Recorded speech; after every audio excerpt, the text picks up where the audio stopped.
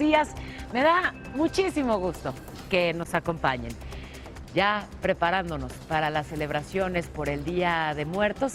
¿Y qué les parece si de entrada hacemos un recorrido por algunas de las ciudades, algunos de los rincones de este país, en donde se dan de manera pues muy colorida y muy hermosa estas celebraciones?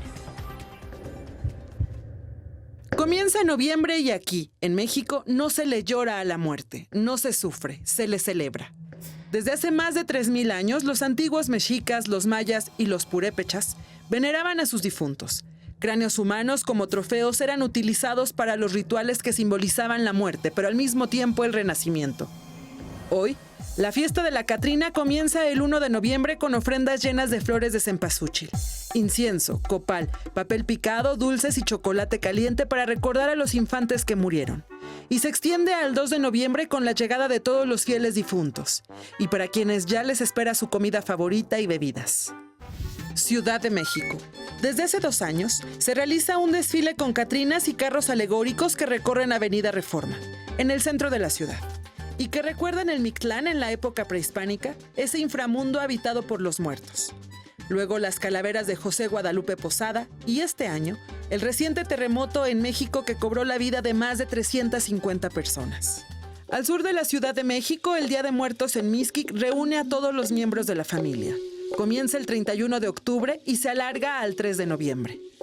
Se colocan ofrendas monumentales para agasajar las almas de los fallecidos. Y en el panteón de este pueblo, originario de la delegación Tláhuac, se realiza la tradicional alumbrada, en donde se apagan todas las luces para que solamente los cirios colocados en las tumbas iluminen el lugar. Michoacán.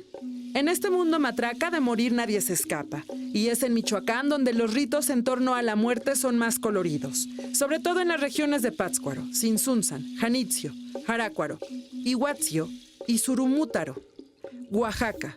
Además de los altares de muertos, la gente acude al Panteón General de la ciudad de Oaxaca para adornarlo con más de 2500 veladoras.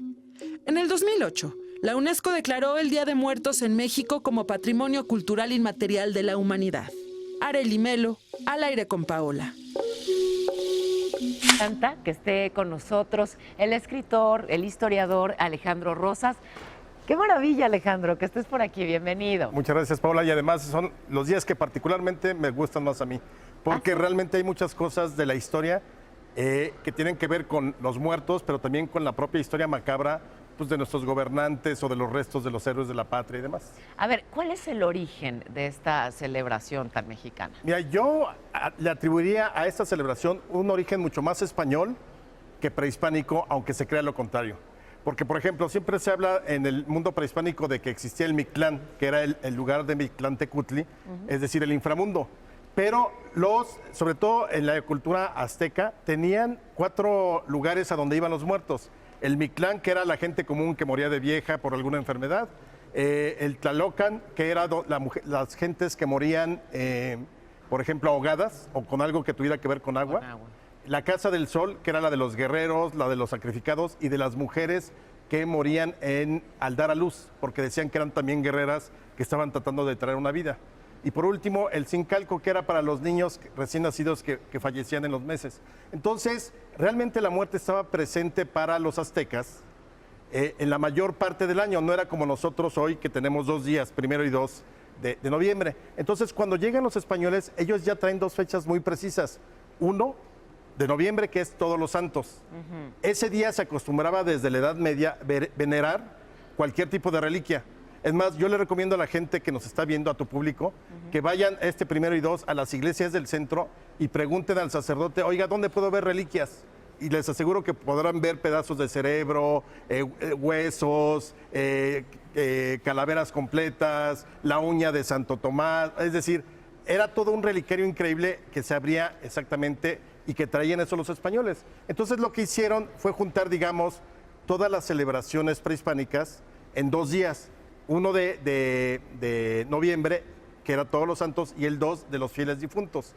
Ahora, por ejemplo, ya se acostumbraba en Europa medieval que para Todos los Santos se hicieran pequeñas réplicas de dulces o en pan, de los huesos o de todo el tipo de reliquias que se veneraban en Europa. Entonces, por ejemplo, hacían en huesitos de dulce de almendra una réplica del hueso de Santa Córdula, por decir algo. Entonces, esa tradición se vino aquí. Incluso lo de los huesitos y las calaveras viene de allá. Claro, viene mucho más de allá. Aquí que le añadimos, por ejemplo, el copal, este tipo de aromas. Aquí, por ejemplo, El cempasúchil, supongo. el cempasúchil, que era una flor muy de aquí, pero básicamente no se acostumbraba en el México prehispánico a hacer este tipo de ofrenda como la que conocemos hoy. Era mucho más español eso, porque los españoles sí esperaban que la noche del 1 al 2 pudieran venir las ánimas a reencontrarse con ellos. Entonces, digamos, si pudiéramos hablar de porcentajes, 60% español, 40% prehispánica, porque además cada nación indígena, como ahorita lo vimos en el reportaje, es distinto. O sea, lo que es en Michoacán, la Noche de Muertos, es muy distinto de cómo es en la península de Yucatán o cómo es en la Ciudad de México. Pero lo que sí une es ya este altar, donde se combinan pues, una parte prehispánica, pero en gran medida lo que es la fascinación del mundo hispánico y sobre todo el del catolicismo, que fue el que impuso estas fechas. Bueno, llegan esas fechas entonces desde España, pero digamos que la relación con la muerte, esa sí es prehispánica.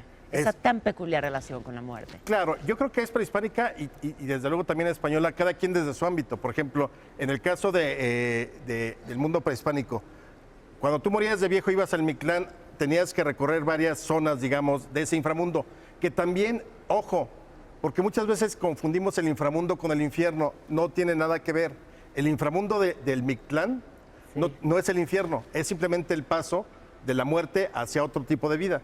Entonces ahí encontraban al señor del Mictlán, ahí quemaban tus ropas cuando te morías, tus lanzas o tus objetos, porque era lo que tú le ibas a entregar al señor del Mictlán para que te dejara pasar. Y también fíjate que encontré una nota curiosa donde se habla de que también generalmente te enterraban con un perro bermejo, es decir, que no era ni blanco ni negro, sino pues así como medio parduzco, y que era el único que te permitía pasar, tú te subías en él, en su lomo, y te ayudaba a pasar uno de los ríos. Sí te reconocía el perro. Si a la hora de que llegabas a ese río ya en el inframundo no te reconocía, pues ni modo, lástima. ¿A nadar o qué? No, pues ya ahí te Ya ahí no te lo quedabas. cruzabas y se Exactamente. acabó. Pero evidentemente sí había una fascinación por la muerte que era muy distinta a la que teníamos en el catolicismo de alcanzar la gloria eterna y demás. Pues bueno, finalmente resultado del sincretismo. Qué interesante siempre escucharte. Te voy a ver pronto. Sí, claro. Porque, bueno, Alejandro Rosas escribió junto con Julio Patán un libro que no pueden de verdad dejar de leer. Risas y carcajadas, pero además toda una provocación. Se llama México Bizarro. Platicamos pronto del tema, ¿no? Con todo gusto, Paula. Invitamos a Patán, si quieres, si no, nomás tú. Pensémoslo. Okay. Aquí te veo muy pronto, Muchas gracias. Alejandro. Gracias de verdad.